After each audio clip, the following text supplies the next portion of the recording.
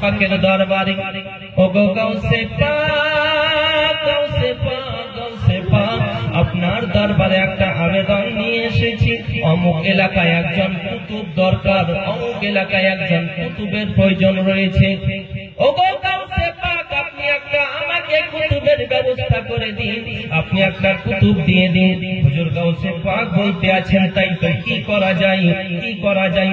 হঠাৎ করে হুজুর গাউসে পাক বললেন, ওগো খাজা খিজির, আমার রুমের ভিতরে চলে যাও এবং খাটিয়ার নিচে দেখবে একজন লোক রয়েছে, আল্লাহর বান্দা খাটিয়ার নিচে আমার ঢুকে রয়েছে, সেই হলো তোমাদের এলাকার কুতুব, তাকে ধরে নিয়ে যাও।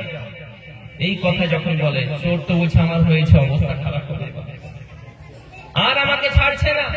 হুজুর গাউসে পাকে হুকুম শুনে খাজা খিজির যখন হুজুর গাউসে পাকের রুমে প্রবেশ করলেন, দেখছেন একজন চোর এইভাবে আছে। বলতে আছেন, হুজুর আপনি বের হয়ে আসেন। চোর বলতে আছে, না আমাকে ডাকছেন কেন, আমি তো একজন চোর। বলছে, না হুজুর আপনি আমাদের এলাকার কুতুব, যেহেতু গাউসুল আজম বলেছেন, বলুন সুবহানাল্লাহ। আব্বাজি ভাই জানেরা, ওই চোর বলতে আছে, না না না আপনি এই কথা বলবেন না, আমি একজন চোর, হুজুর গাউসে পাকের জুব্বা চুরি করার জন্য এসেছি। খাজা খিজির বলতে আছেন, হুজুর আর দেরি করবেন না, তাড়াতাড়ি চলে আসুন। বারবার যখন এই কথা বলে, অনেক অনুনয় বিনয় করে চোরটা যখন বাইরে আসে, হুজুর গাউসে পাকের সামনে যখন নিয়ে যাওয়া হয়, হুজুর গাউসে পাক একটি বার যখন এইভাবে তাকিয়ে দেখেছেন, নিখায়ে ওলি মে ও তাসির দেখিয়ে বদলতি হুই হাজারোं की तकदीर देखिए, আল্লাহর ওলিদের নজর যদি কোন আদনা ব্যক্তির উপরে পড়ে যায়, সে আলা হয়ে যায়। সেই চোরকে এলাকার কুতুব বানিয়ে দিয়েছেন, তিনি হলেন গাউসুল আজম। হুজুর গাউসে পাকের যদি এত ক্ষমতা হতে পারে, হুজুর গাউসুল আজমের যদি এত পাওয়ার হতে পারে, যিনি আমাদের দয়াল নবী, আখিরি জামানার পয়গম্বর নবী মুহাম্মদ রাসূলুল্লাহ সাল্লাল্লাহু তাআলা আলাইহি ওয়াসাল্লামের কত পাওয়ার হতে পারে, কত ক্ষমতা হতে পারে।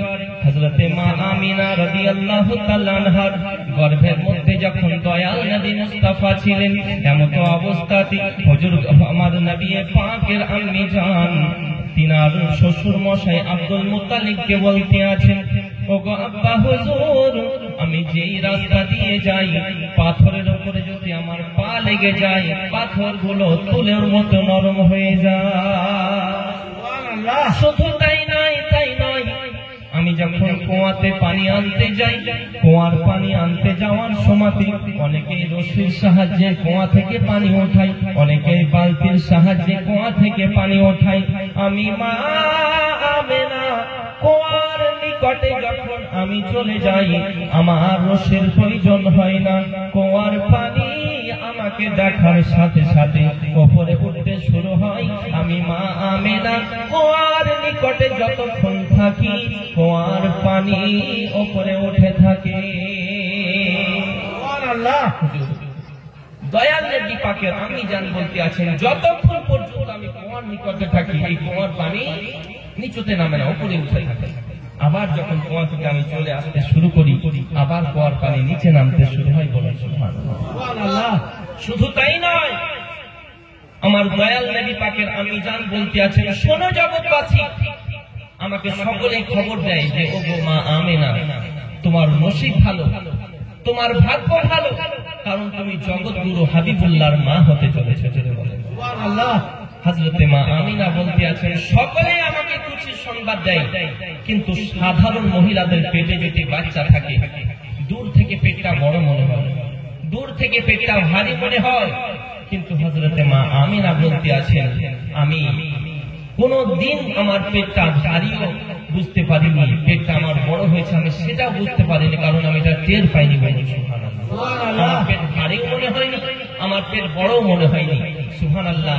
হযরতে মা আমিনা বলতে আছেন, একদা আমি ঘরের ভিতরে প্রবেশ করে যখন পেটের সামনে থেকে কাপড়টাকে সরিয়ে যখন একবার আমি ইশারা করে দেখি, আমি মা আমেনা মক্কা নগরী থেকে, আমি আমেনা শাম সিরিয়ার এলাকাগুলো স্পষ্ট আমি মা আমেনা দেখতে পাই।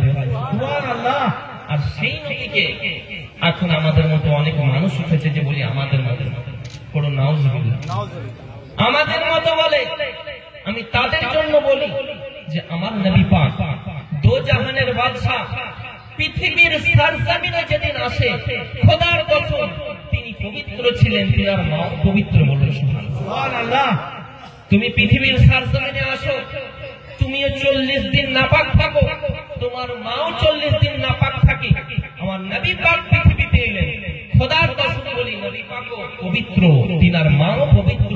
শুধু তাই নয়, তুমি পৃথিবীতে আসো উলঙ্গ অবস্থাতে আসো, কিন্তু সুবহানাল্লাহ আমার নবী দো জাহান পৃথিবীর সরজমিনে যেদিন এসেছিলেন জান্নাতি লেবাস নিয়ে এসেছিলেন। বলুন সুবহানাল্লাহ। আমরা বলি অনেকে সুবহানাল্লাহ, যারা কিছু বক্তা উঠে বুঝতে পারলেন বলছে নবী আমাদের মতো, তাদের জন্য আমি বলবো যে তুমি পৃথিবীতে যেদিন আসো তোমার নাড়ি কাটা হয়েছিল, তোমার নাড়ি মায়ের নাড়ির সঙ্গে কানেক্টিং ছিল, অতএব তোমার নাড়ি কাটা অবস্থাতে আসেনি, কিন্তু সুবহানাল্লাহ আমার নবী পাক পৃথিবীর সরজমিনে আসেন, তিনি নাড়ি কাটা অবস্থাতেই পৃথিবীতে এসেছেন। বলুন সুবহানাল্লাহ।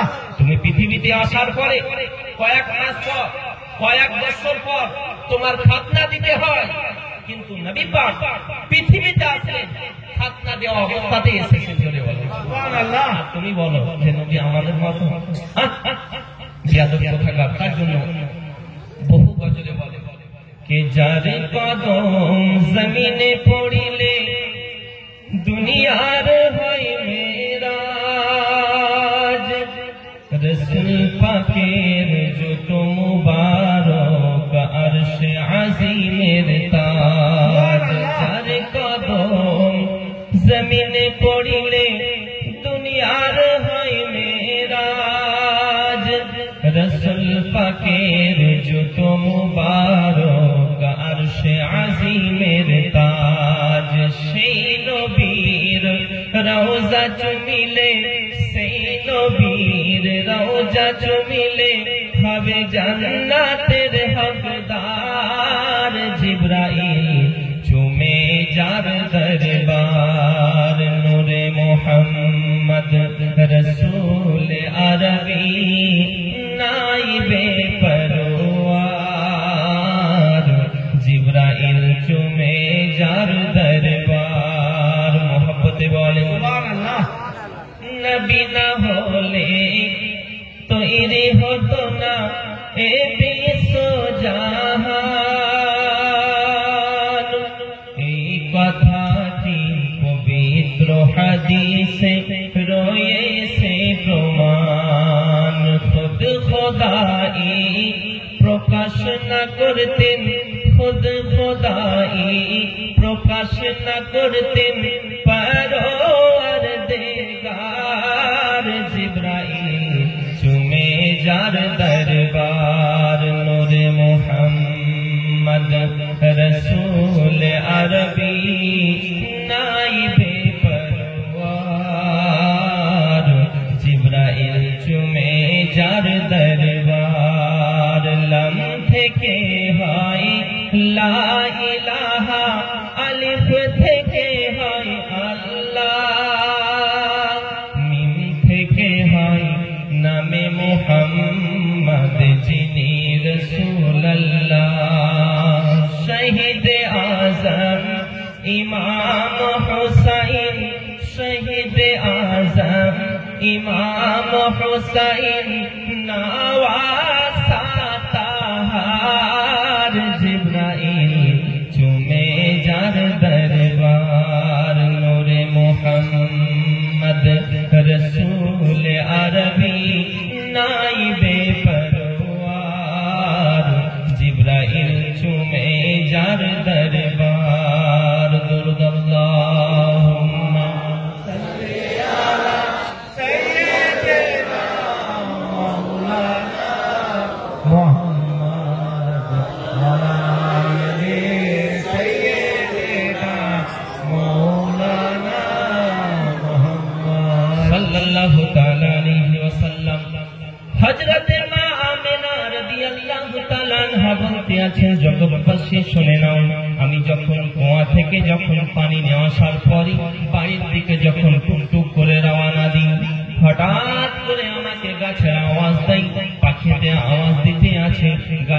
থেকে আওয়াজ আসে, পাথর থেকে আওয়াজ আসে। হযরতে আব্দুল মুত্তালিব বলতে আছে, বেটি আমিনা কি আওয়াজ আসে, কি তারা কথা বলে?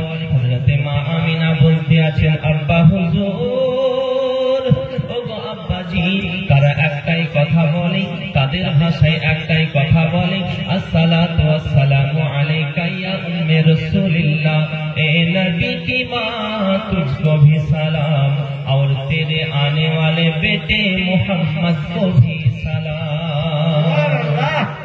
ओ गो नबीर माँ आमिना, আপনাকে আমাদের হাজারো সালাম, এবং আপনার পেটে যিনি দয়াল নবী মুস্তাফা রয়েছেন, যিনাকে তৈরি না করা হলে আল্লাহ পাক तमाम পৃথিবী বানাতেন না।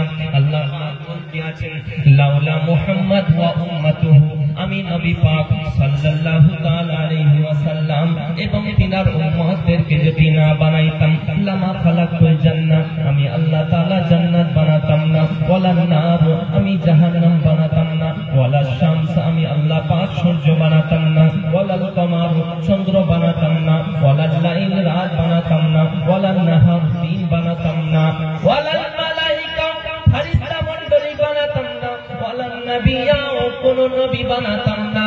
আমি আল্লাহ পাক সেই নবীর ওসিলায় तमाम পৃথিবী বানিয়েছি। জোরে বলুন সুবহানাল্লাহ। সেই নবীর উম্মত বলে আমরা দাবি করি, এ বাবাজি, কিন্তু নামাজ পড়তে অসুবিধা হয়। সেই নবীর উম্মত বলে আমরা নিজেকে দাবি করি, কিন্তু মদের সুদ ব্যবসা আমরা বন্ধ দিতে পারি না, সুদ খেতে ভালো লাগে। সেই নবীর দিওয়ানা বলে দাবি করি, কিন্তু বাবাজি আমরা মা বাপকে কষ্ট দিতে ভালো লাগে, মা বাপকে গ্রহণ করতে ভালো লাগে না, মা বাপকে কষ্ট দিই। সেই নবীর উম্মত বলে আমরা দাবি করি, সেই নবীর দিওয়ানা বলে আমরা দাবি করি, সেই নবীর মস্তানা বলে দাবি করি, কিন্তু এখনো পর্যন্ত বাবা সপ্তাহে একদিন জুমায় মিস কল মারতে যায়। সপ্তাহে একদিন, তাও অনেকের জুটে না, বসে বছরে দুবার গেলেই তো হবে। ঈদ উল ফিতর থেকে ঈদ উল আজহা, আর বলে নবীর জন্য জান দিয়ে দিব। আব্বার আমার, মুহাব্বত করতে হবে তো কেমন? এখন বুঝতে পারলেন? আমি বলবো এটাই যে আমরা শুনি বেশি, কিন্তু কর্মের দিকে খুব কম। তারপরে ইন্টারনেটে যে বক্তা উঠেছে, বুঝতে পারলেন এখন কিছু মানুষের ব্রেন গুলোকে এমন ভাবে ধুলাই করছে। এই যে খাতনা দেওয়ার জন্য আমরা ছেলের যে খাতনা দিই না, খাতনা মুসলমানি যেটাকে বলে খাতনা, এই খাতনা দিলে আমরা একটা ভোজ করি বাড়িতে, অনেকেই করে।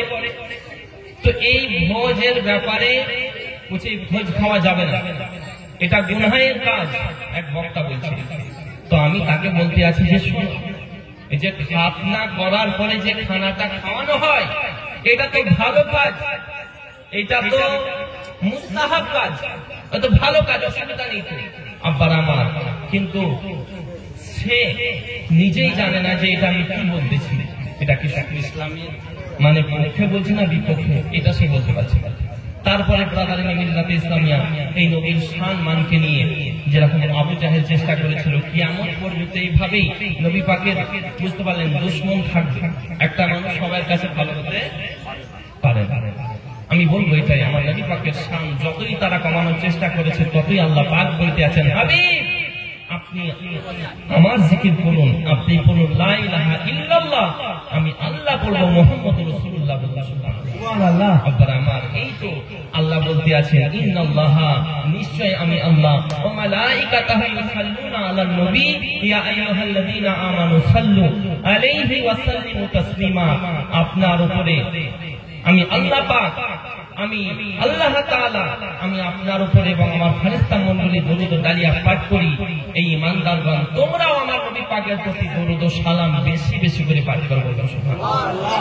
কিন্তু এই দরুদ নিয়ে ঝামেলা আছে না নেই? আব্বারা আমার, আমি তো মনে করি যে না, এই ঝামেলা না বাড়িয়ে আমি বলবো যে সামনাসামনি বসা যাক, বসার পরে তোমরা যদি সঠিক বলো, আলহামদুলিল্লাহ আমি আরামসে তোমাদের দলে চলে যাবো। আমাদের যারা আকাবির আছে, আহলে সুন্নাত ওয়াল জামাত, সুবহানাল্লাহ, তারা বলছে নবী মুর্দা, নাউযুবিল্লাহ, নবী তো দূরে থাক। আব্বারা আমার, আল্লাহর ওলি যিনারা, বন্ধু যিনারা, ইন্নাল্লাহা হারামা আলাল আরদি আন তাকুলা আজসাদাল আনবিয়া ইফা নবিয়ুল্লাহি হাইয়ুজ যাকুন, আল্লাহ পাক হারাম করে দিয়েছেন জমিনকে, আম্বিয়াগণদের জিসিমকে, নবীগণদের জিসিমকে ভক্ষণ করার জন্য। সুবহানাল্লাহ। নবী পাক তো দূরের কথা, যাই হোক আব্বার আমার একটা দরুদ পাঠ করুন, বক্তব্য আগে নিয়ে আসছি। আল্লাহুম্মা সাল্লি আলা সাইয়্যিদিনা মাওলানা মুহাম্মদ ওয়া আলি সাইয়্যিদিনা মাওলানা মুহাম্মদ সাল্লাল্লাহু তাআলা আলাইহি ওয়াসাল্লাম। আব্বার আমার, যাই হোক আহলে বায়াত কাকে বলে আমাদেরকে জানতে হবে। হযরতে আলী আহলে বায়াত সম্পর্কে আজকের মাহফিলে একটু আলোচনা করার জন্য আমাকে আবেদন করেছে।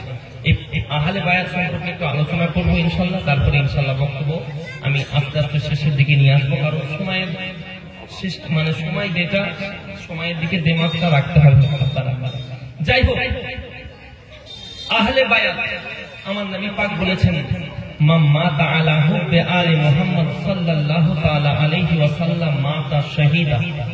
আমার আহলে বায়াতের সঙ্গে যে ভালোবাসা মুহাব্বত করে যে ইন্তেকাল করলো, সে শহীদ হয়ে ইন্তেকাল করলো। বলেন সুবহানাল্লাহ। শুধু তাই নয়, আমার নবী দো জাহান সাল্লাল্লাহু আলাইহি ওয়াসাল্লাম আরো বলেছেন মান মাতা আলা হুব্বে আলি মুহাম্মদ সাল্লাল্লাহু তাআলা আলাইহি ওয়াসাল্লাম মাতা মুমিনা। আমার আহলে বায়াতকে ভালোবেসে, আমার আহলে বায়াতকে মুহাব্বত করি কেউ যদি ইন্তেকাল করে, সে শুধু দুনিয়ার সরজমিন থেকে চলে গেল না, সে একজন মুমিন হয়ে পৃথিবী থেকে গেল। সুবহানাল্লাহ। আবার বলেছেন মাম্মা তাআলা বুগজে আলে মুহাম্মদ সাল্লাল্লাহু তাআলা আলাইহি ওয়াসাল্লাম মাতা কাফিরা। আমার আহলে বায়াতের সঙ্গে দুশমনি রেখে, আমার আহলে বায়াতের সঙ্গে বেয়াদবি করি দুনিয়া থেকে যে বিদায় নিল, সে একজন কাফির হয়ে দুনিয়া থেকে গেল। সুবহানাল্লাহ। এ বাবাজি, হুজুর গাউসে পাক কেমন ছিলেন, হুজুর খাজা গরিবে নওয়াজ কেমন ছিলেন, তিনারাও মুহাব্বত করেছেন বলে আলা হয়ে গেছেন। জোরে বলেন সুবহানাল্লাহ। তাই নয়, হযরতে আলী রাদিয়াল্লাহু তাআলা আনহুর পাওয়ার কেমন ছিল। হযরতে আলীর জন্য আমার নবী পাক বলেছেন আনা মদিনাতুল ইলমি আলিয়ুন বাবুহা। আলী, আমি হলাম ইলমের দরিয়া, আর সেই দরিয়ার দরওয়াজা হলো হযরতে আলী, সেই দরিয়ার দরওয়াজা গেট হলো হযরতে আলী। শুধু তাই নয়, একদা এক সময় হযরতে আলী মসজিদে নববীর মধ্যে মিম্বরের উপরে দাঁড়িয়ে বলতে আছেন, তোমরা যদি কেউ আমাকে কোনো প্রশ্ন করার ইচ্ছে হয়, আমি আলী আমাকে প্রশ্ন করো। আজকে যদি জান্নাত সম্পর্কে প্রশ্ন করো, আমি আলী তার উত্তর দিয়ে দিব। জিবরিল ফেরেশতা সম্পর্কে প্রশ্ন করো, আমি আলী তার উত্তর দিয়ে দেব। আজকে যদি মিকাইল ফেরেশতা সম্পর্কে প্রশ্ন করো, আমি আলী উত্তর দিয়ে দেব। আমি আলী যা প্রশ্ন করবে আজকে উত্তর দিতে আমি সক্ষম রয়েছি। হঠাৎ করে সমস্ত সাহাবায়ে কেরামগণ এই কথা শুনে সকলেই চুপ হয়ে গেছে। আল্লাহ পাক বলতে আছেন জিবরিল চলে যাও। তাড়াতাড়ি যাওয়ার পরে হযরতে আলীকে কিছু প্রশ্ন করো। হযরতে আলীকে তুমি প্রশ্ন করো। হযরতে জিবরিল ফেরেশতা কি করলেন, মানব রূপ ধারণ করে আপনার আমার রূপ সেজে হযরতে আলীর সামনে হাজির। I have a question. হুজুর আমার একটি প্রশ্ন আছে, আমার একটি সওয়াল আছে, আমার একটি প্রশ্ন ছিল। হযরতে আলী বলতে আছেন বলো তোমার কি প্রশ্ন রয়েছে। হযরতে জিবরিল বলতে আছে হুজুর আমার প্রশ্ন হলো এখন জিবরিল ফেরেশতা কোথায়? এখন জিবরিল ফেরেশতা কোথায়? জিবরিল ফেরেশতা নিজেই প্রশ্ন করে এখন জিবরিল কোথায়?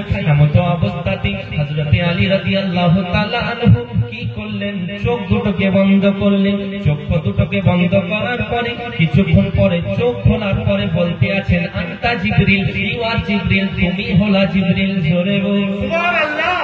হযরতে জিবরিল বলতে আছেন ওগো হুজুর মাওলা আলী, আপনাকে একটা আমার প্রশ্ন আছে। আপনি কিভাবে আমাকে বললেন আমি জিবরিল, কিভাবে বুঝতে পারলেন? সকল নবী পাকের সাহাবায়ে কেরামগণ রয়েছেন।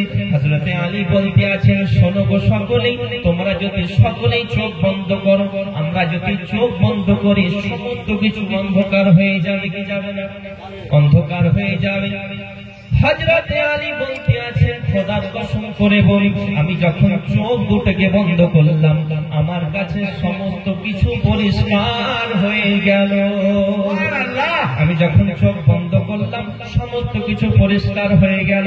আমি আলী ওগো জিবরিল তোমাকে প্রথম আসমানে খোঁজ করতে শুরু করলাম, প্রথম আসমানে পাওয়া গেল না। দ্বিতীয় আসমানে খোঁজ করতে শুরু করলাম, দ্বিতীয় আসমানে পেলাম না। ওগো জিবরিল তোমাকে বহু জায়গায় খোঁজ করেছি, পাওয়া গেল না। জমিনে আসার পরে জমিনে খোঁজ করতে শুরু করলাম, পূর্বে দেখলাম জিবরিল তোমাকে পেলাম না, পশ্চিমে দেখলাম জিবরিল তোমাকে পেলাম না, উত্তরে দেখলাম জিবরিল তোমাকে পেলাম না, দক্ষিণে দেখলাম জিবরিল তোমাকে পেলাম না, প্রত্যেকটি চাপা চাপা দেখলাম জিবরিল তোমাকে পেলাম না, প্রত্যেকটি কোষা কোষা দেখলাম জিবরিল তোমাকে পাওয়া গেল না। শেষবারে দেখি আমি তা জিবরিল, তুমি আমার সামনেই দাঁড়িয়ে আছো জিবরিল। ওগো জিবরিল তুমি ছাড়া অন্য কেউ জিবরিল হতে পারে না, একমাত্র তুমি হলে জিবরিল। আমার নবী পাক দিনার জন্য বলেছেন আনা মাদিনাতুল ইলমি আলিয়ুল বাবুহা, আমি হলাম ইলমের দরিয়া আর সেই দরিয়ার দরওয়াজা হলো হযরতে আলী। এ আলীর পাওয়ার কত ছিল বাবাজি, হযরতে উসমান গনি রাদিয়াল্লাহু তাআলা আনহুর বাড়িতে নবী পাককে যখন দাওয়াত দেওয়া হলো, খাতুনে জান্নাতের পাওয়ার কেমন ছিল মায়েদেরকে বলি। একবার যদি খাতুনে জান্নাতের দামানটাকে আপনি ধরতে পারেন, খাতুনে জান্নাতের মতো যদি তিনার আদর্শটাকে যদি বুকে আঁকড়ে ধরতে পারেন, ওগো মা জননী খাতুনে জান্নাতের সঙ্গে আপনার জান্নাত আল্লাহ পাক সঙ্গে করে দিবেন জান্নাতের মধ্যে। কারণ নবী বলেছেন মান তাশাব্বাহা বিকওমিহি ফাহুয়া মিনহুম, যে যাকে ভালোবাসবে তার সঙ্গে তার হাসর হবে। জোরে বলি সুবহানাল্লাহ। আমি বলবো মা জননী কোন নায়ক নায়িকাকে ভালোবেসে কোনো ফায়দা হবে না। আমি যুবক ভাইদেরকে বলবো ওগো ভাই তোমরা শুনে নাও, কোন ফুটবলারকে প্রেম করে কোনো ফায়দা নেই, কোন ক্রিকেটারকে ভালোবেসে কোনো ফায়দা হবে না।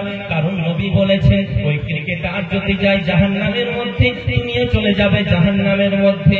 ওগো মা জননী সেই সিরিয়াল যারা করে ওই নায়ক নায়িকা যদি যায় নরকের তলবেশে, তুমিও চলে যাবে নরকের তলবেশে। আমি বলবো ওগো মা জননী ভালো করে শুনে নিন আমার কথাগুলো, যদি দুঃখ লাগে দুঃখ পাবেন না মা, সঠিক কথা বলি। ওগো মা জননী আমার নবী পাক বলেছেন যে যাকে ভালোবাসবে তার সঙ্গে তার হাসর হবে, মিশকাত শরীফের হাদিস। আপনারা আমার কিন্তু একজনকে ভালোবাসলে প্রত্যেকটি জায়গায় লাভ রয়েছে, একজনকে মোহাব্বত করলে সব জায়গায় সাকসেসফুল হবেন। কোরআন বলতে আছে, কি বলতে আছে আপনি বলবেন হুজুর কাকে ধরবো, যাকে ধরলে দুনিয়াতে শান্তি পাবো, কাকে ভালোবাসবো, যাকে ভালোবাসলে কবরে শান্তি পাবো।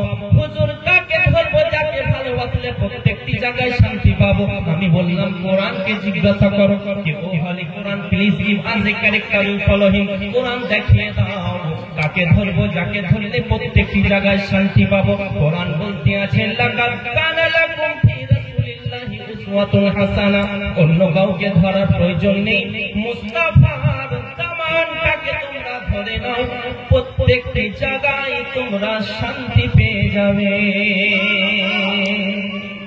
জামানা দিওয়ানা ও গো মামিনা, তোমার লালের নাই তুলনা, মাগো তোমার লালের নাই তুলনা। জামানা দিওয়ানা ও গো মামিনা, তোমার লালের নাই তুলনা, মাগো তোমার লালের নাই তুলনা। জোরে বলুন সুবহানাল্লাহ। একটু হাত উঠিয়ে বলুন তো ইয়া রাসূলুল্লাহ। অনেকেই তো দিনের বেলায় শীতের সময় এই নীল জলপাইগুড়িতে গেছে, ওখানে বলছি হাত উঠান, তো মানুষ হাত উঠাচ্ছে, বলছে হুজুর হাত উঠালে তো বগলের ফাঁকে ঠান্ডা হাওয়া ঢুকে যাবে। বলছে চাদর এই যে মরে আছে এত সুন্দর গরম ধরে আছে, আবার যদি হাত উঠিয়ে তাহলে তো এখানে হাওয়া ঢুকে যাবে। তো নবী পাখি কতটা মোহাব্বত করে বলি জান দিয়ে দিব, আমি এদিকে হাতটা উঠাতে পারি না। এই তো মোহাব্বত বাবাজি। আমি বলবো এটাই শুধু মুখে বললে হবে না, সাহাবায়ে কেরামগণ নিজের জান দিয়ে দিয়েছে, নবী পাকের মর্যাদা বিন্দু পরিমাণ কমতে দেননি। সুবহানাল্লাহ। হযরত আবু বকর সিদ্দিক তিনার সন্তান বলতে আছে আব্বা হুজুর আপনাকে কয়েকবার আমি যুদ্ধের ময়দানে পেয়েছিলাম, আমার তলোয়ারের নিচে নিচে, কিন্তু আপনাকে আমি ছেড়ে দিয়েছি যেহেতু আপনি আমার পিতা। আপনাকে তলোয়ারের নিচে যুদ্ধের ময়দানে পাওয়ার পরে আমি ছেড়ে দিয়েছি যে আপনি যেহেতু আমার পিতা। হুজুর হযরত আবু বকর সিদ্দিক রাদিয়াল্লাহু তাআলা আনহু বলতে আছেন, বেটা শোনো, খোদার কসম করে বলি, তুমি আমাকে ছেড়ে দিয়েছো, কিন্তু খোদার কসম আমি আবু বকর যদি একবার তলোয়ারের নিচে তোমাকে পেয়ে নিতাম, তোমাকে আমি ছেড়ে কথা বলতাম না, ওইখানে তোমার ঘর থেকে আলাদা করে দিতাম। বলে সুবহানাল্লাহ। কারণ সেই ময়দানের মধ্যে তুমি মুস্তাকে দুশমনের রাসূল হয়ে এসেছিলে, কারণ আমার সকলের চাইতে আমার কাছে নবী প্রিয়। বলুন সুবহানাল্লাহ। কারণ হলো এটাই, বুখারী মুসকাত শরীফের হাদিস, লা ইউমিনু আহাদুকুম হাত্তা আকুনা আহাব্বা ইলাইহি মিন ওয়ালিদিহি ওয়া ওয়ালাদিহি ওয়ান নাসি আজমাইন। নবী পাক বলতে আছেন, আনাস থেকে বর্ণিত হাদিসটা, হযরতে আনাস রাদিয়াল্লাহু তাআলা আনহু থেকে, যে নবী পাক বলেছেন, সে ততক্ষণ পর্যন্ত পূর্ণাঙ্গ ঈমানদার হতে পারবে না যে নিজের বিবি, নিজের বাচ্চা, নিজের ব্যাংকের টাকা, বাল বাচ্চা, আব্বা মা সকলের চাইতে আমি নবী আমাকে সে মোহাম্মদ না করবে। সুবহানাল্লাহ। আমাকে যে ভালো না বাসবে সকলের চাইতে সে পূর্ণাঙ্গ মুমিন হতে পারে না। আব্বার আমার এই তো ফজরের সময়, এখন এই শীতের সময় মুসল্লি যেতে চায় না, 2-3টে মুসল্লি বলছে ওযু করতে কে যাবে, লাফে লাফে থেকে বের হয়ে যাবে, এইরকম মুসল্লি আছে। আব্বার আমার এই শীতের সময়তে মুসল্লির সংখ্যা খুব কমে যায়। আমার এই রোজা আসছে, 1.5 মাস পরে রোজা, দেখবেন মজা শুনতে বলবে আমার তো গ্যাস, ও বলবে আমাকে তো ডাক্তারে বলেছে 3-4 বার ওষুধ খেতে হবে, ও বলবে হুজুর এবছর পাচ্ছি না, মানে সুগার। বুঝতে পারলেন? আল্লাহ যদি চায় তো তোমাকে সুগারেই জিন্দা রাখবে, আর আল্লাহ যদি চায় তো তোমাকে মশার কামড়ে মেরে ফেলবে, না কি করবে? সব আল্লাহর হাতে। আমি বলবো এটাই, আল্লাহর উপরে ভরসা রাখবেন অটুট, ইনশাআল্লাহ আল্লাহ অবশ্যই আপনাকে প্রত্যেকটি কাজে কামিয়াব করবে। বলুন সুবহানাল্লাহ। যাই হোক, আমি যে কথাটি বলতেছিলাম, হযরতে আলী কারামাল্লাহুল কারীম খাতুনে জান্নাত যখন উসমান গনির বাড়িতে হযরতে নবী দো জাহাঁকে দাওয়াত করলেন, উসমান গনির বাড়ি যখন নবী পাক যাচ্ছেন, পিছন থেকে কদম মুবারক বলছেন, কে? হযরত উসমান গনি। যে নবী পাকের কদম মুবারক বাড়িটা হচ্ছে, যখন উসমান গনির বাড়িতে গেলেন, এই কদমের বিনিময়ে গোলাম আজাদ করে দিলেন উসমান গনি। বলুন সুবহানাল্লাহ। হযরত উসমান গনি নবী পাককে এবং তিনার সাহাবায়ে কেরামগণদেরকে, যেহেতু তিনি গনি, আল্লাহ পাক ধনী করেছেন, খুব সুন্দরভাবে খাওয়া দাওয়া করালেন। বসি আব্বাজি আমার নবী দো জাহাঁ সাল্লাল্লাহু তাআলা আলাইহি ওয়াসাল্লাম হযরতে উসমান গনি রাদিয়াল্লাহু তাআলা আনহুর বাড়িতে খাওয়া দাওয়ার পরে সাহাবায়ে কেরামগণ সকলেই মিলে এক এক করে যখন খাওয়া দাওয়া শেষ হলো, ওই জায়গা থেকে নিজের বাড়ির দিকে সকলেই এক এক করে আবার ফিরে চলে আসে। হযরতে আলী রাদিয়াল্লাহু তাআলা আনহুর মনটা বড় খারাপ, তিনার মনটা বড় খারাপ।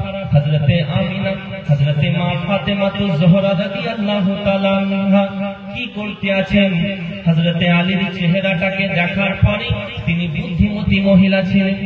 হযরতে ফাতেমা খাতুনে জান্নাত বড় বুদ্ধিমতী মহিলা ছিলেন। স্বামীর চেহারা দেখার পরে বলতে আছেন, ওগো স্বামী, স্বামী আমার, আপনাকে কেউ কষ্ট দিয়েছে নাকি? আপনাকে কেউ আঘাত দিয়েছে নাকি?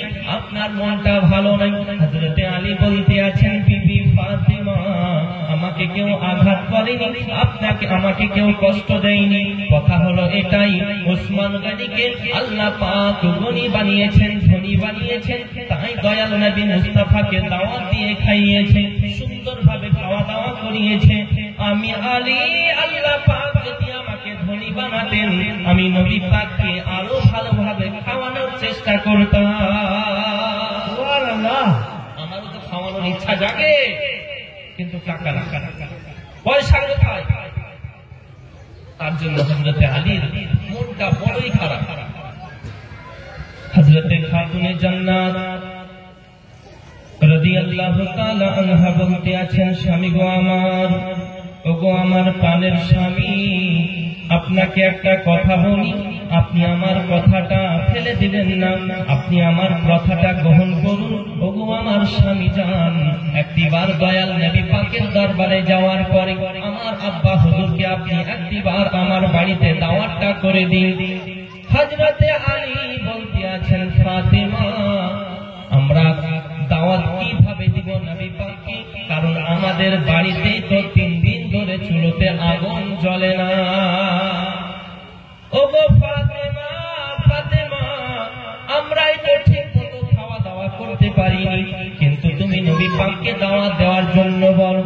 হযরতে ফাতেমা তো জোহরা রাদিয়াল্লাহু তাআলা আনহা বলতে আছেন, ওগো আমার স্বামী, দাওয়াত দেওয়ার কাজ হলো আপনার, খাবার ব্যবস্থা করার কাজ হলো আমি ফাতেমার। জোরে বল সুবহানাল্লাহ, আরেকটু মুহাব্বতে বলা যাবে না সুবহানাল্লাহ। হযরতে আলীকে বলতে আছেন, স্বামী গো, স্বামী গো আমার, দাওয়াত দেওয়ার কাজ হলো আপনার এবং খাবার ব্যবস্থা করার কাজ হলো আপনার ফাতেমা।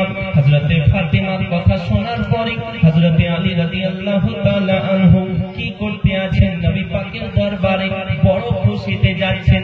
নবী পাকের দরবারে যাওয়ার পরে বলতে আছেন, আসসালামু আলাইকুম ইয়া রাসূলুল্লাহ, ওগো নবী দো জাহান, ওগো নবীজি আপনার দাওয়াত আমি আলী আমার বাড়িতে দেওয়ার জন্য এসেছি, আমার দাওয়াতটাকে আপনি কবুল করুন। নবী পাককে দাওয়াত দিয়ে দিলেন হযরতে আলী। এদিকে হযরতে মা ফাতেমা তো জোহরা বাড়িতে 3 দিন ধরে চুলো জ্বলে না, আল্লাহর উপরে ভরসা করে ডেকচিটাকে উনুনের উপরে চাপিয়ে দিয়েছেন, ডেকচির উপরে একটা ঢাকনা দিয়ে দিয়েছেন বাবারা, এবং উনুন ধরিয়ে দিয়েছেন, চুলোতে আগুন ধরিয়ে দিয়েছেন এবং জায়নামাজের পাটিটাকে নিয়ে হযরতে খাতুনে জান্নাত জমিনে বিছানোর পরে সাজদার মধ্যে পড়ে গেছেন।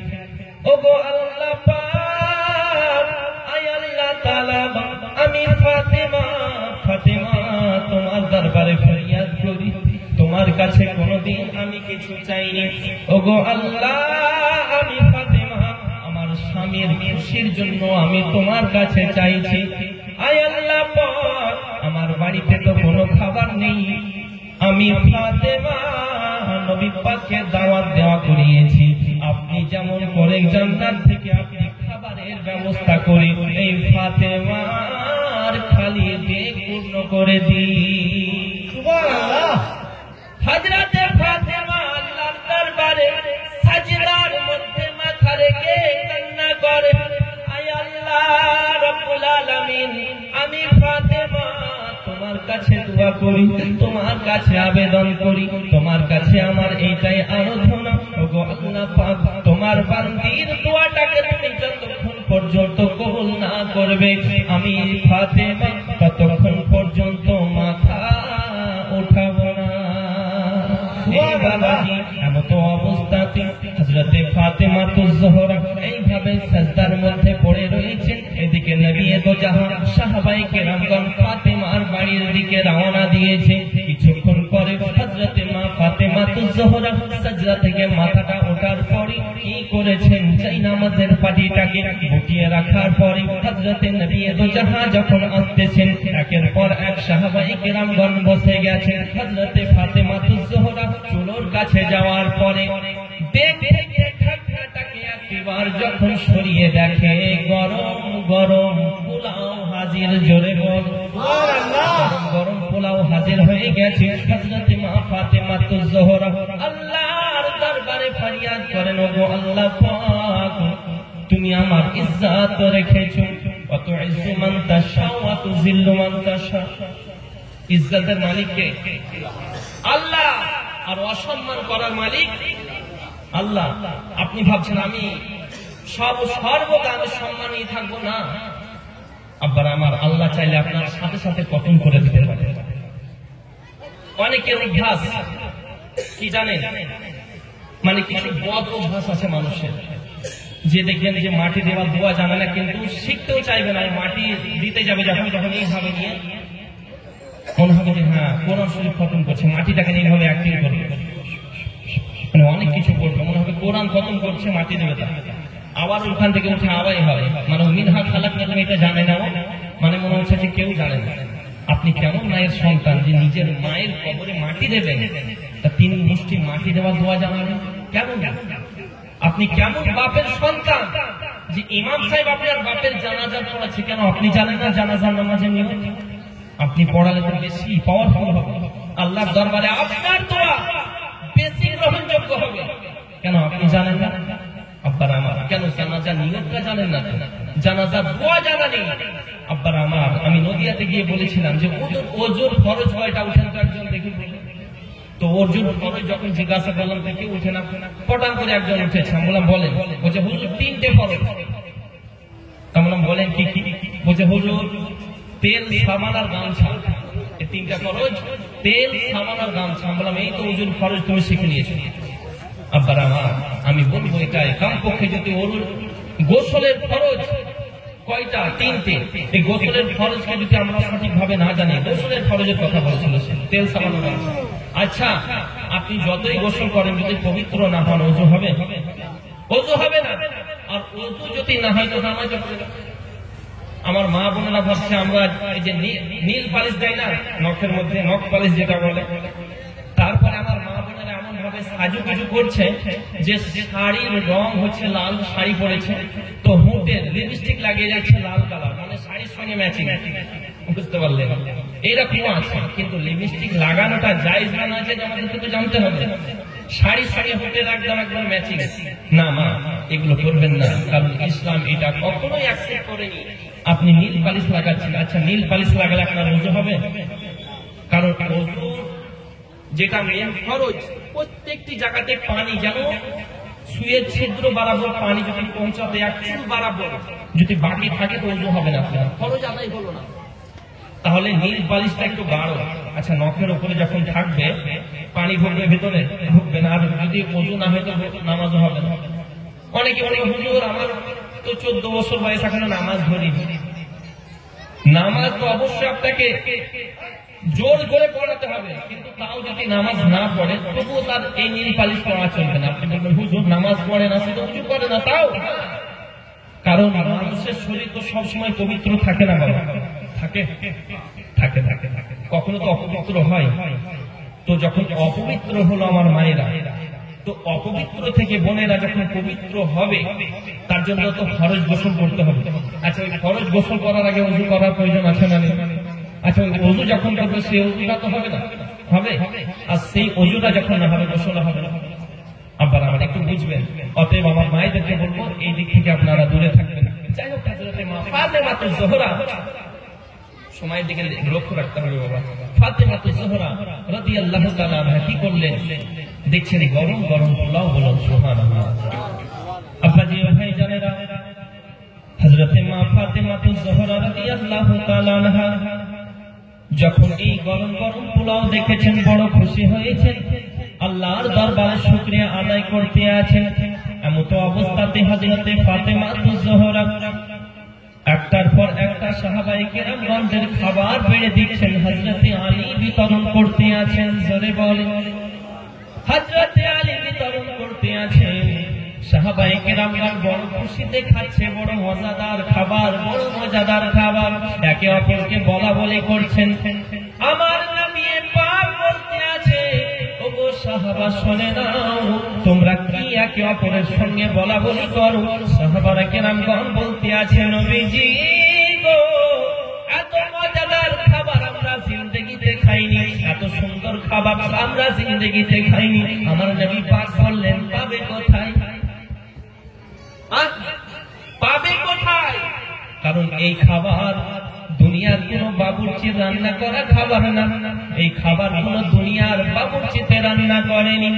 ওগো সাহাবা শুনে নাও, এই খাবার এসেছে স্বয়ং জান্নাত থেকে। জোরে বল, দাওয়াত দেওয়ার কাজ আমার আলী জামায়ের দাওয়াত দিয়েছি, আর এই খাবার পাঠানোর কাজ আমার আল্লাহর, আর এই খাবারের ব্যবস্থা করার কাজ আমার বেটি খাতুনে জান্নাতে। আমার বেটির একটা সাজদার বিনিময়ে আল্লাহ পাক জান্নাত থেকে ফেরেশতার মাধ্যমে খাবার পাঠিয়ে দিয়েছে। জোরে বলুন সুবহানাল্লাহ। চিন্তা করেছেন মা ফাতেমাতুজ জোহরার একটা সাজদার বিনিময়ে আল্লাহ পাক জান্নাত থেকে খাবার পাঠিয়েছে। আর আমাদের সাজদা কেমন টপাটপ, শুধু জাপানের বুলেট ট্রেন শুধু কখন উঠবো আর কখন বসবো। আমার নামাজ ডিজিটাল যেরকম যুগ, নামাজে যেরকম 5G এখন উঠেছে, সিম যেরকম, বুঝতে পারলেন, টপাটপ শুধু। আপনারা আমার এইভাবে নামাজ পড়লে হবে না।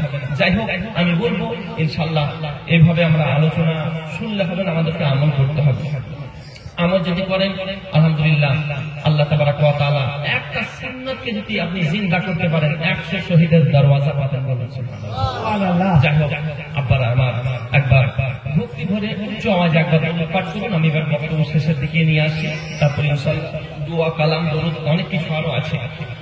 সময় তো অনেক ব্যাপার আছে, তার জন্য আমি আপনারা এতক্ষণ আমাকে সময় দিলেন, আমি খুব খুশি। আর একবার দরুদ, আল্লাহুম্মা সাল্লি আলা সাইয়্যিদিনা মাওলানা মুহাম্মদ ওয়া আলা আলি সাইয়্যিদিনা মুহাম্মদ। আবাজি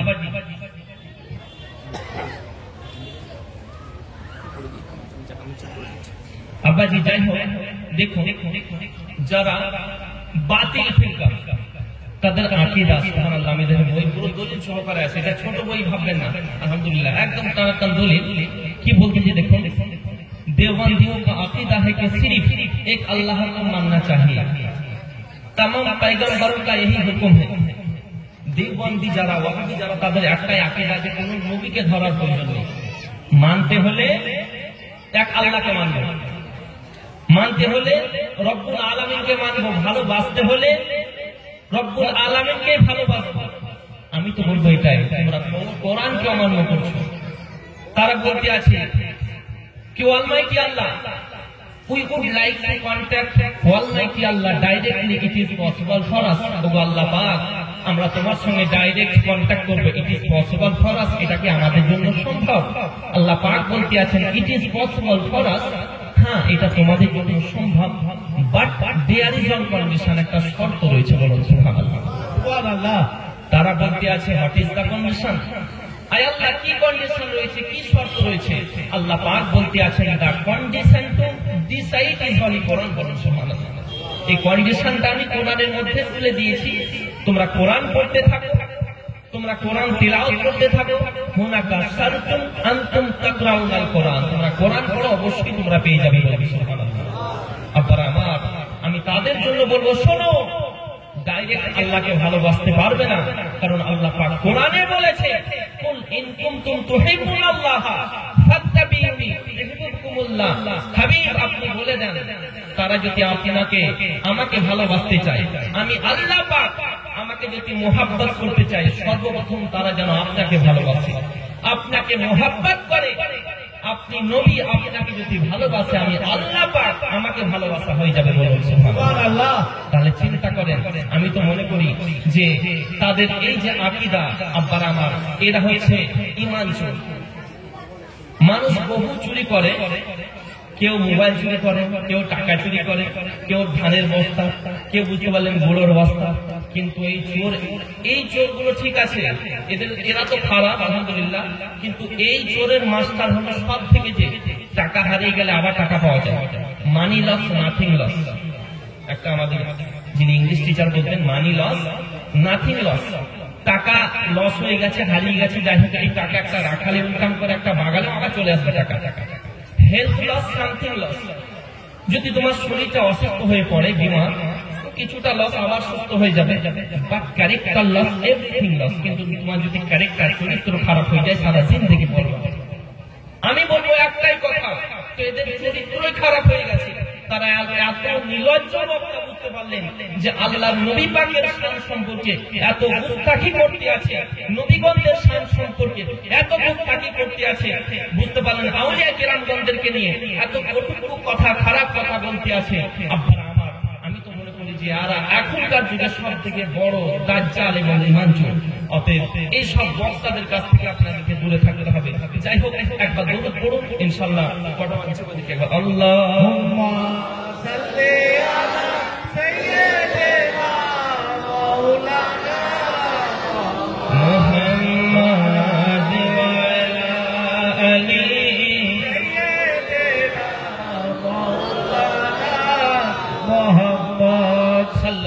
তাআলা আলাইহি ওয়াসাল্লাম। দেখেন আমি প্রত্যেককে আপনারা বিভিন্ন জায়গার বায়াত আছেন, তো বায়াত হলে একটা সাজদা দেয়, সাজদা শরীফ দেয় না হুজুররা, যিনার হাতে বায়াত হয়।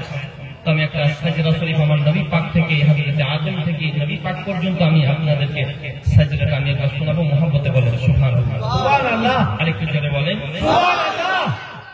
বলছেন দেখুন শায়েখ সিজদা থেকে जनाबे हजरत आदम के बेटे शीश है, जनाबे हजरत आदम के बेटे शीश है, शीश के बेटे यानस, यानस के बेटे कैनान, कैनान के बेटे मलाइल, मलाइल के बेटे ब्यारत, ब्यारत के बेटे इद्रिस, इद्रिस के बेटे मुताशिर, मुताशिर के बेटे लमक निकनम, लमक निकनम के बेटे नूनू के बेटे शम, शम के बेटे जुला, जुला के बेटे सोले, सोले के बेटे आबिर, आबिर के बेटे दाता, दाता के बेटे रवा, रवा के बेटे शारू, शारू के बेटे नखुर, नखुर के बेटे तारिक, तारिक के बेटे इब्राहिम खलीलुल्लाह, इब्राहिम खलीलुल्लाह के बेटे इस्माइल ज़बीहुल्लाह, इस्माइल ज़बीहुल्लाह के बेटे केदार, केदार के बेटे आओ, आओ के बेटे हमल, हमल के बेटे शाबिर, शाबिर के बेटे सलमान, सलमान के बेटे रईसा, रईसा के बेटे इलियासा, इलियासा के बेटे ऊद, ऊद के बेटे अव्वा, अव्वा के बेटे अदनान, अदनान के बेटे मुआद, मुआद के बेटे नदर, नदर के बेटे मुदर, मुदर के बेटे इलियास, इलियास के बेटे मुद्रिका, मुद्रिका के बेटे खजीमा, खजीमा के बेटे किनान,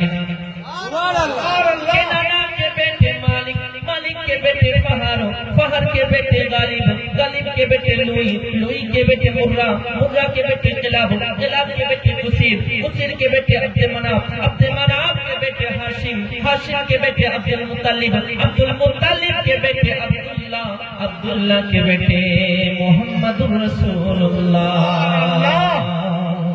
बोलो के जीवन दिए देबो नबी তুমি যদি চাও, পলকে জীবন দিয়ে দেব নবী তুমি যদি চাও। ও গো আর জি আমার এ জীবনে, আর জি আমার এ জীবনে একবার দেখা দাও হাবিবি ইয়া রাসূলুল্লাহ, হাবিবি ইয়া রাসূলুল্লাহ। সকলকে বলতে হবে, জোরে জোরে পারবেন বলতে, হাবিবি ইয়া রাসূলুল্লাহ, হাবিবি ইয়া রাসূলুল্লাহ, হাবিবি ইয়া রাসূলুল্লাহ, মাশাআল্লাহ, হাবিবি ইয়া রাসূলুল্লাহ, হাবিবি ইয়া রাসূলুল্লাহ, হাবিবি ইয়া রাসূলুল্লাহ। পলকে জীবন দিয়ে দেব নবী তুমি যদি চাও, পলকে জীবন দিয়ে দেব নবী তুমি যদি চাও।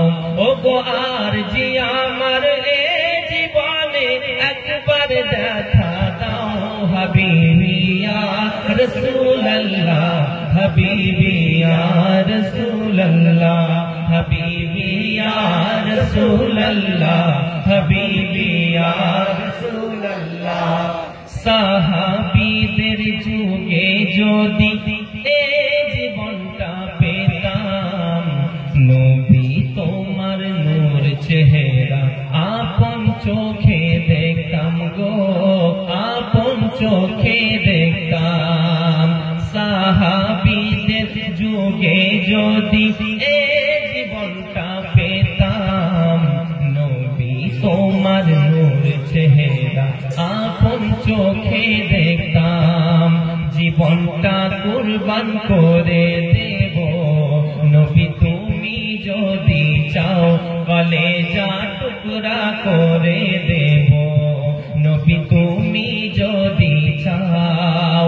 ও গো আর জি আমার এ জীবনে, আর জি আমার এ জীবনে একবার দেখা দাও হাবিবি ইয়া রাসূলুল্লাহ, হাবিবি ইয়া রাসূলুল্লাহ, হাবিবি ইয়া রাসূলুল্লাহ, হাবিবি ইয়া রাসূলুল্লাহ। পলকে জীবন দিয়ে দেব নবী তুমি যদি চাও, পলকে জীবন দিয়ে দেব নবী তুমি যদি চাও। ও গো আর জি আমার এ জীবনে একবার দেখা দাও হাবিবি ইয়া রাসূলুল্লাহ, হাবিবি ইয়া রাসূলুল্লাহ হাবিবি ইয়া রাসূলুল্লাহ হাবিবি ইয়া রাসূলুল্লাহ। বলুন মারহাবা মারহাবা। আব্বারা আমার দোয়া খায় নামাজ পড়েই হবে, আমরা কি করব? আজানটা কত মিনিট সময় আছে?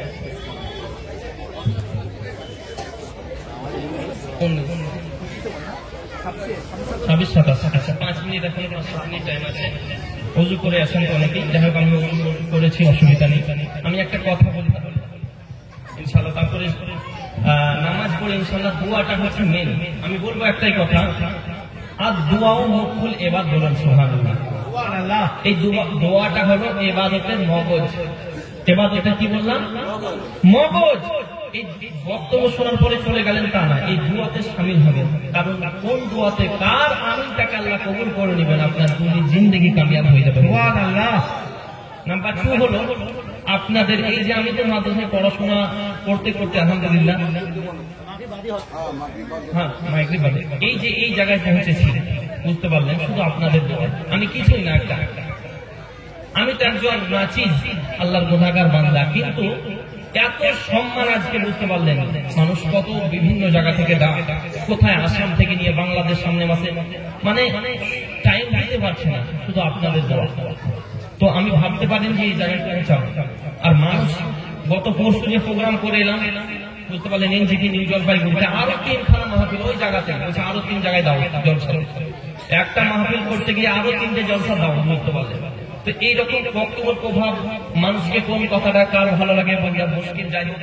তবে আপনাদের কাছে আমি দোয়া চাই, কারণ আমি হচ্ছি দোয়ার ভিখারি। সুবহানাল্লাহ। আমি কিছুদিন আগে শিলচর এয়ারপোর্টে নেমে যখন আমাকে নিয়ে যায় ওরা,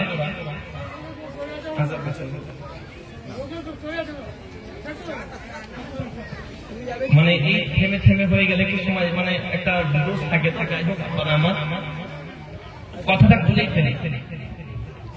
তো শিলচর থেকে আমি যে জায়গাটা যাব বাদলপুর, মানে যে জায়গায় মাহফিল হবে, 120 কিলোমিটার রাস্তা।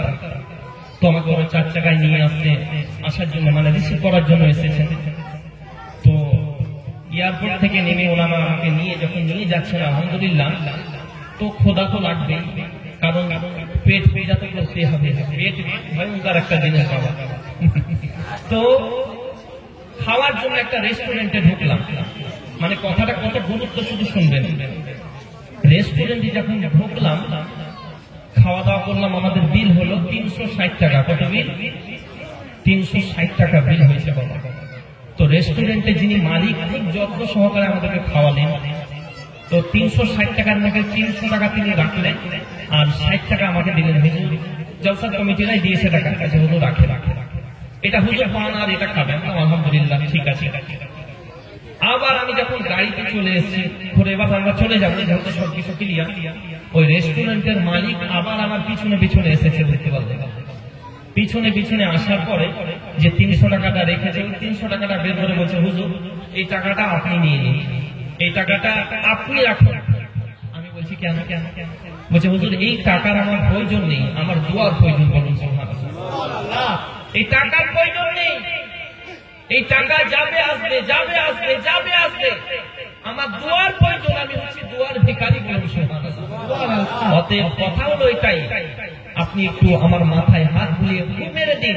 আপনি একজন মুসাফির মানুষ, বহুদূর থেকে এসেছেন, একবার আমার জন্য, আমার হাত তুলে আমার সন্তানের জন্য মাদ্রাসায় দিয়েছে, একটু দোয়া করে দিবেন। আমার টাকার প্রয়োজন নেই, আপনি শুধু দোয়ার ভিখারি। বলেন সুবহানাল্লাহ।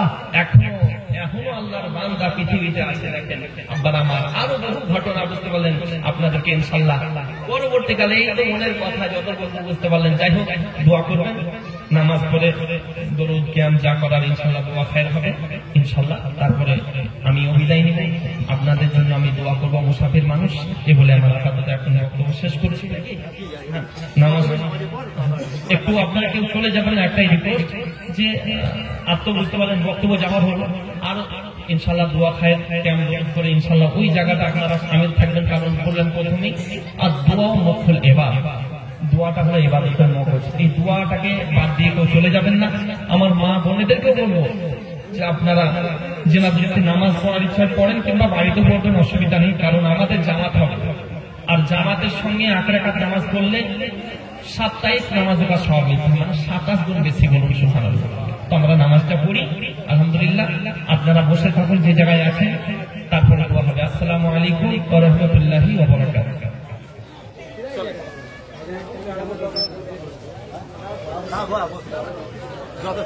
আচ্ছা জামাতটা কোথায়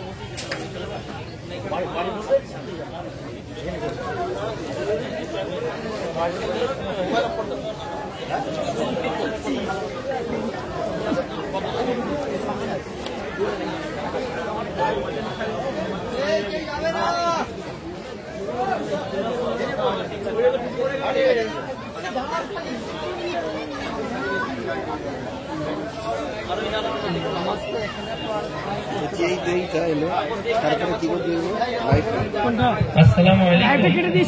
নামাজ পড়বেন এখানে জামাত হবে, যারা মসজিদে আছেন ওখানে জামাত হবে। আর